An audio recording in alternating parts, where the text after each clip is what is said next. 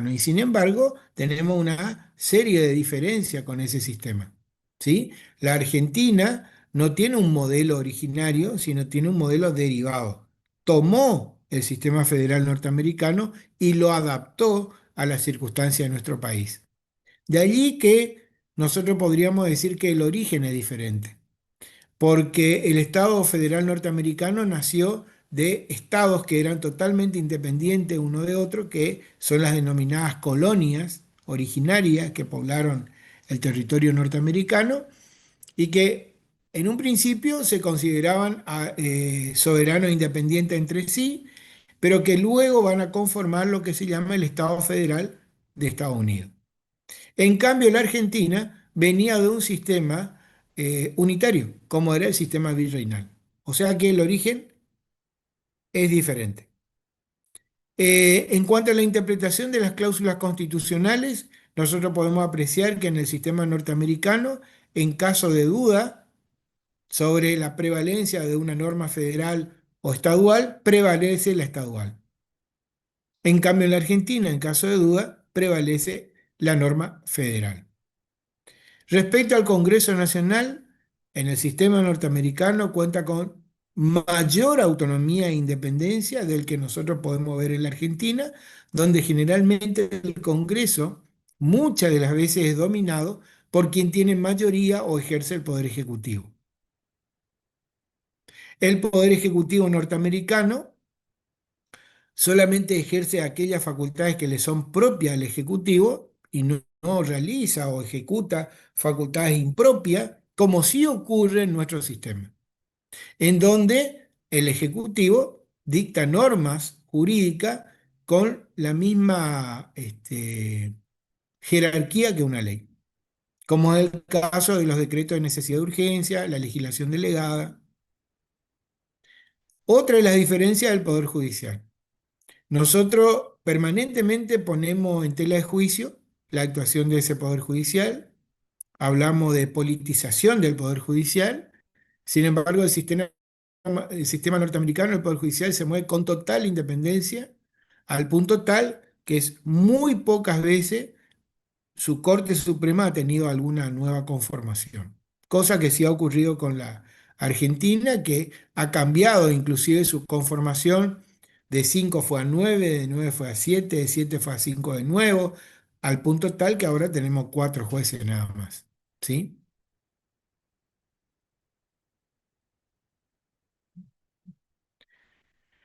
También se da acá un debate sobre la naturaleza del Estado local, digamos. Si el Estado local que conforma la federación es soberano o es autónomo. La mayoría de la doctrina dice que la soberanía la tiene el Estado federal y por lo tanto los estados locales son autónomos. Otros opinan que el único soberano es el poder constituyente. Otros que la soberanía de los estados miembros es de los estados locales y no del Estado federal. Y por último, una posición que en algún momento también fue sostenida por la Corte Suprema es que la soberanía está dividida y compartida entre el Estado federal y las provincias.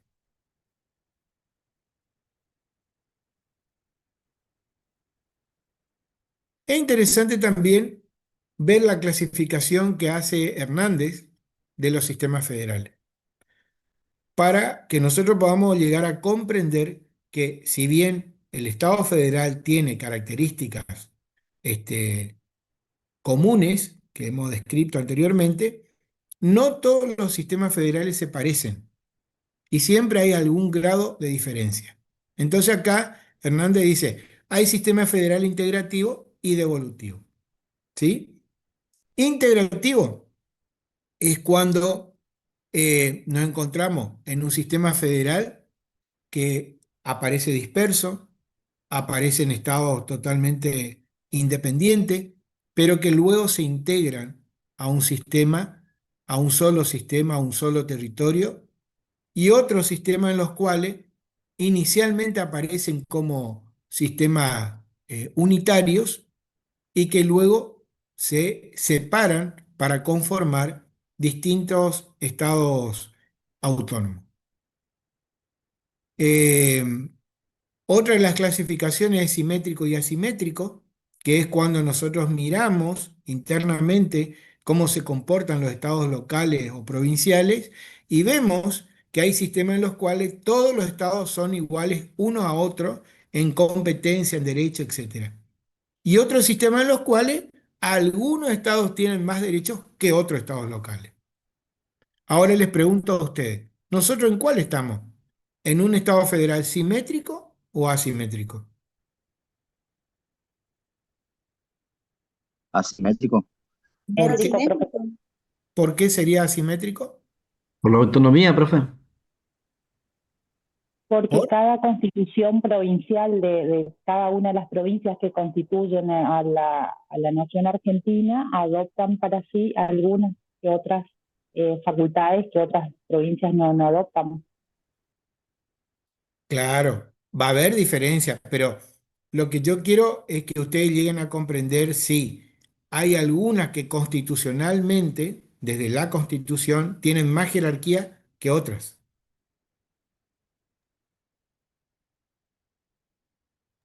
No, No, no, constitucionalmente profe. tienen la misma jerarquía. ¿Todas las provincias serían iguales?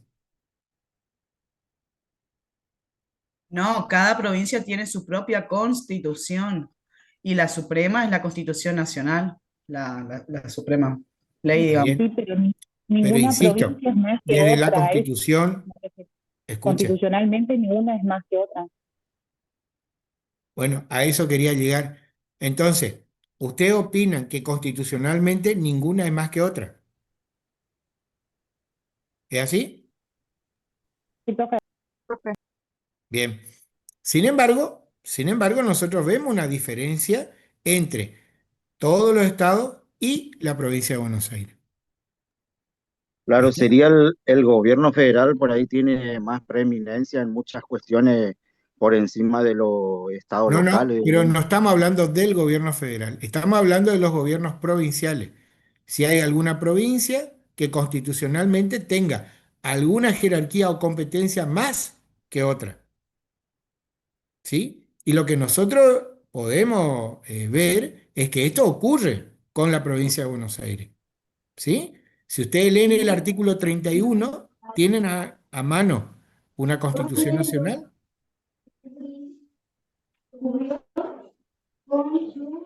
Sí, profe, esta Constitución, las leyes de la Nación, que en su consecuencia se dicten por el Congreso y los tratados con las potencias extranjeras, son la ley suprema de la Nación y las autoridades de cada provincia están obligadas a conformarse a ellas. No obstante, cualquiera disposición en contrario que contengan las leyes o constituciones provinciales, salvo para la provincia de Buenos Aires, tratados ratificados después del pacto de 11 de noviembre de 1859. Un segundito. Rojas, tenés tu micrófono encendido.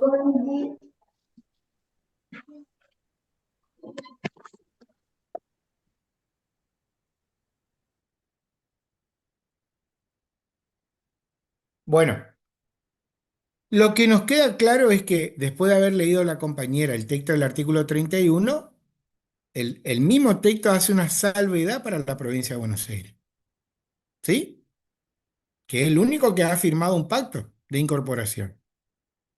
Y en ese pacto de incorporación se ha reservado algunas facultades que otras provincias no se han reservado. Y esto deja a las claras que hay una diferencia de jerarquía en el tratamiento constitucional.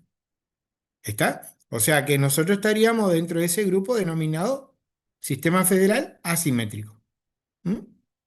Luego viene otra clasificación, sistema federal dual y de coordinación. En el sistema federal dual, dice Hernández, lo que se supone es que el sistema federal hace sus competencias y los estados estaduales o provincias hacen la suya y no se tocan, no se interfieren. Sin embargo, en el sistema de coordinación sí se interfieren y se tocan y necesariamente deben coordinar. Ahora, ¿nosotros dónde estamos? ¿Dual o de coordinación? En el de coordinación, porque usted al comienzo de la clase nos explicaba que, por ejemplo, nosotros tenemos los poderes y que si bien estos poderes tienen cada uno su área, eso no evita que los otros puedan hacer contrapeso y balance de controlar, de administrar. Por ejemplo, cuando usted nos explicaba que el poder ejecutivo también puede dictar reglamentos, por más de que lo que sea actividad legislativa sea el poder legislativo, por ejemplo. Claro, está bien eso, pero en este punto lo que nosotros analizamos es si se tiene que dar necesariamente una coordinación entre gobierno federal y gobierno provincial o cada uno tiene que obrar de manera totalmente aislada del otro. Esa es la pregunta. No, tienen que actuar de manera sistemática porque conforman un sistema. Si uno de los elementos no coordina con el otro, el sistema no funciona. Ujú. Bien. En nuestro sistema de coordinación principalmente entonces porque nosotros nos vamos a encontrar con muchas áreas que son concurrentes, ¿sí? Sin ir más lejos. Área de salud, ¿hay que coordinar o no? Sí, Sí. Totalmente, ¿no es cierto? Tuvimos el ejemplo de la pandemia, en donde tuvimos que coordinar acciones. No es que el gobierno federal resolvió algo y las provincias resolvieron algo totalmente distinto. En cuestión de educación va a pasar algo parecido. En cuestión de seguridad va a pasar lo mismo. Entonces, nosotros somos de un sistema federal de coordinación porque hay muchas áreas, muchos ámbitos que son concurrentes entre el gobierno federal y provincial. Bien, otro sistema federal es el centralizado y el descentralizado. Parece una contradicción porque el sistema federal de por sí debería ser descentralizado. Sin embargo, nosotros vemos elementos, en algunos gobiernos federales, elementos de centralización. ¿Nosotros dónde estamos?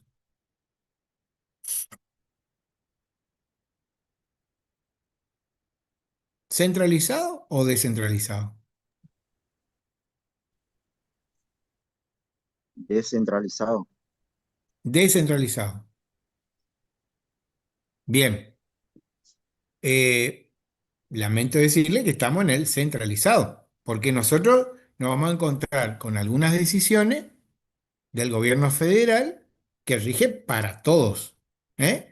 Un ejemplo de un gobierno federal centralizado es cuando hay un Congreso que dicta un código civil y comercial, un código penal, un código o ley laboral para todo el país, que rige en todo el país. Entonces ahí tenemos una centralización. Otro ejemplo es cuando el gobierno federal va a recaudar determinado impuesto y después va a repartir. Y no deja que las provincias sean las que van a recaudar de manera independiente cada una. ¿Se entiende? Entonces acá es donde vemos algunos elementos que nos hacen entender que si bien estamos en un gobierno federal, tendemos en algunos aspectos a la centralización. ¿Mm? Bueno, también tenemos gobiernos federales con gobiernos presidencialista y parlamentario y otros gobiernos federales con propósito de división de poder o relación con la identidad. Y esta última clasificación tiene que ver con que en muchos de los casos, como ha ocurrido con la Argentina, hemos optado por el sistema federal para poner fin a una larga lucha o conflicto de poderes. ¿Sí? Entonces, con el propósito de dividir el poder y pacificar, se ha adoptado el sistema federal.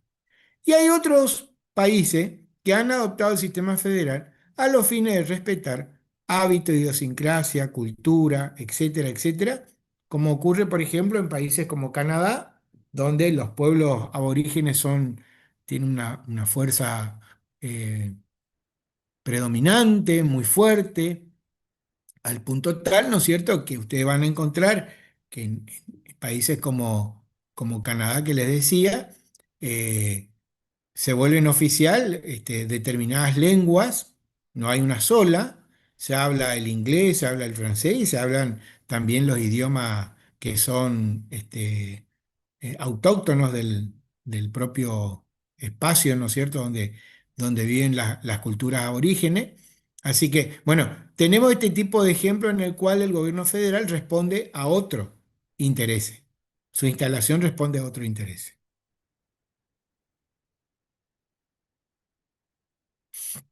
La Confederación, decíamos hoy, siempre ha tendido a una mayor descentralización del poder territorial.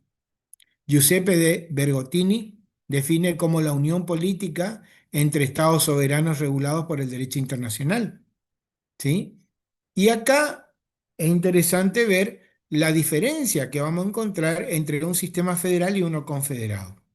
El sistema federal nace de una constitución y el confederado de un pacto. El sistema federal tiene estados locales autónomos, en tanto que el sistema confederado tiene estados que son, o que lo conforman, que son soberanos. El Estado federal tiene órganos centrales, el confederado no lo tiene. El Estado federal tiene imperio sobre los estados y los habitantes de cada estado, en tanto que en el sistema confederal solamente se ejerce poder sobre el Estado. En el sistema confederado hay derecho de nulificación y secesión, y estos derechos no existen en el sistema federal.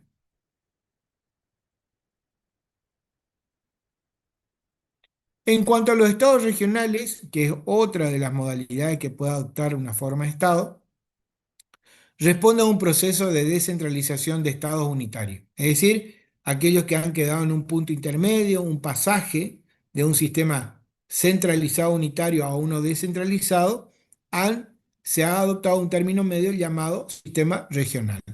Esto ocurre en España, en Italia, en Francia, Inglaterra. El alcance de la autonomía. Hay una gran diferencia, dice, ejercicio de poder constituyente más limitado. Las constituciones deben ser aprobadas por los cuerpos legislativos estatales. Mayor competencia reservada de los estados federales, cosa que no ocurre con los estados regionales. Inexistencia de un Senado regional, que sí vemos en los estados federales hay un Senado federal, no así en los estados regionales. Participación en los procesos de revisión constitucional.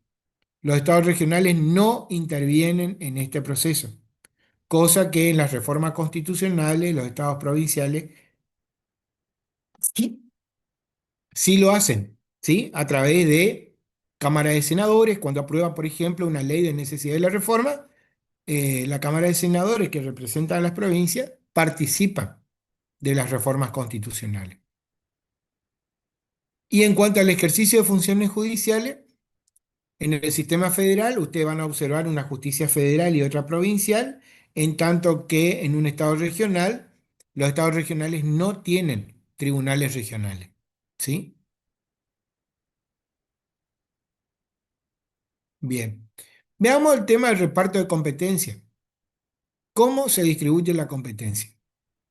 Se conocen 4 sistemas de distribución y vamos a ver dónde está la Argentina. Primer sistema. Distribuye las competencias del Estado Federal Central y de los Estados miembros. Entonces la Constitución hace un doble listado, en donde separa claramente qué competencia corresponde al Estado federal y cuál a los Estados miembros. Sistema de enumeración de competencia del Estado miembro. Sistema de Canadá, en donde la Constitución enumera todas las competencias del Estado miembro. Las que no están ahí corresponden al Estado federal. Sistema de un triple listado, que es lo que tiene India y Malasia, donde enumera las competencias del Estado federal, las competencias del Estado local o provincial y las competencias concurrentes. Y el sistema de enumeración de las competencias del Estado federal central, que es el que tiene Argentina, Estados Unidos, México, donde la Constitución solo enumera las competencias del gobierno federal. Las que no están ahí pertenecen al Estado local o Estado miembro. ¿Sí?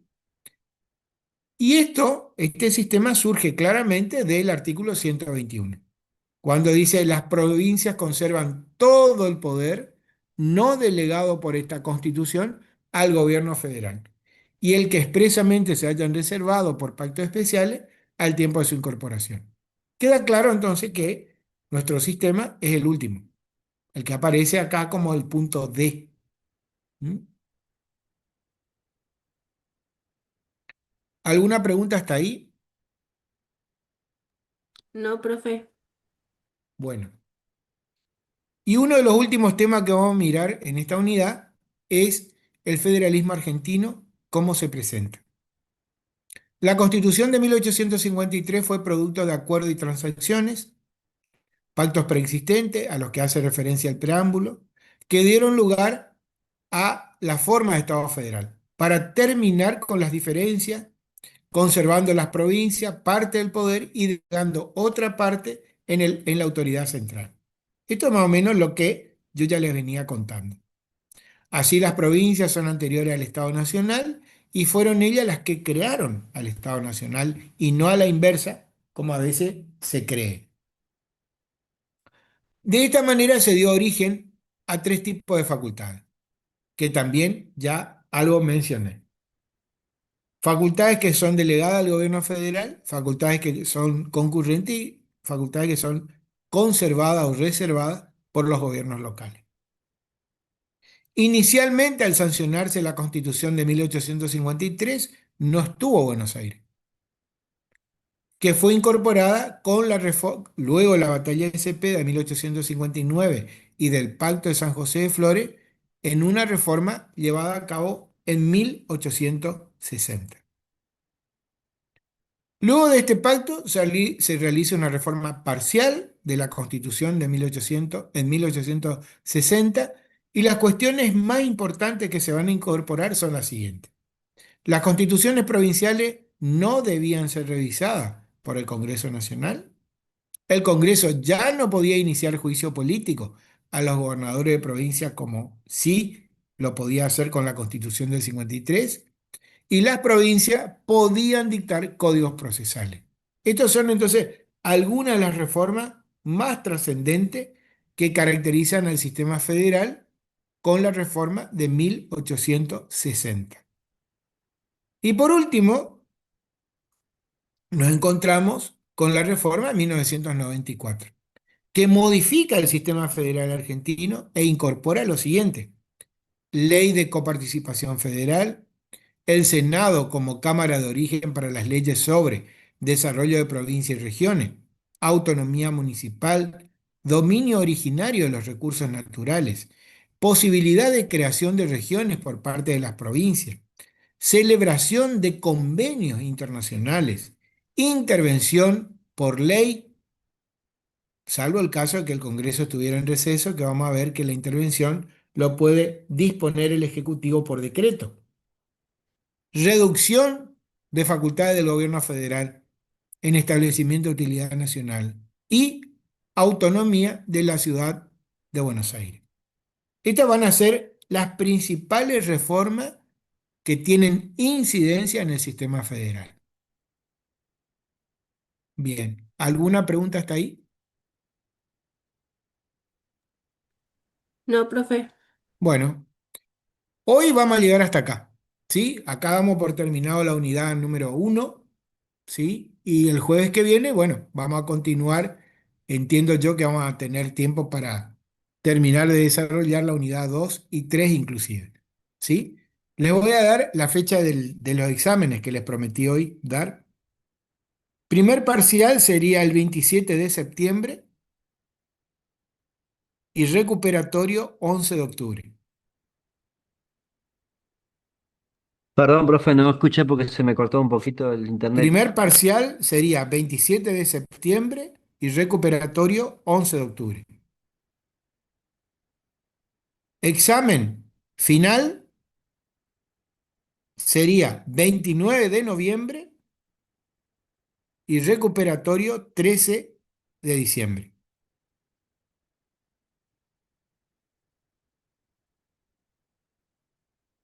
¿De acuerdo? Sí, profe. Ahí está Gracias, anotado. profe. Gracias. Bien. Profe. Otra cosa, cualquier pregunta que me quieran hacer, si no es en clase, porque bueno, se acuerdan después de preguntar o lo que sea, yo en el chat ahí le escribo mi correo. Ahí me pueden enviar cualquier tipo de consulta. Profe, buenas tardes. Una consulta. Sí, A nosotros nos marca como que la semana que viene tenemos presencial, ¿puede ser? presencial tienen el 16 de agosto. ¿Sería la próxima clase? ¿O todavía no? No, La no, no, próxima no. La semana. próxima clase es el 7 de agosto. Ah, Vamos a listo. tener Zoom. Y Gracias, después profe. presencial el 16 de agosto. Gracias, profe. De nada. Ese es mi correo. omareudaandrea@hotmail.com. Ahí me pueden escribir, consultar. Cualquier cambio que se vaya a dar, modificación por X razón que pueda ocurrir, ojalá que no, siempre le voy a estar notificando por el SIU.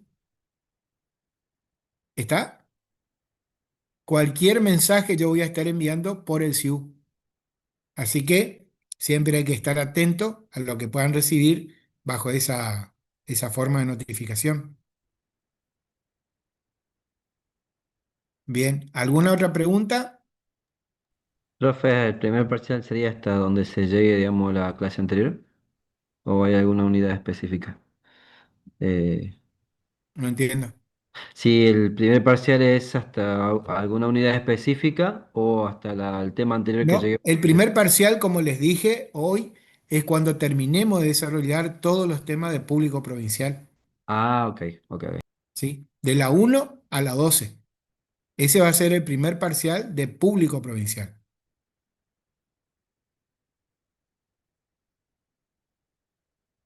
Gracias, profe.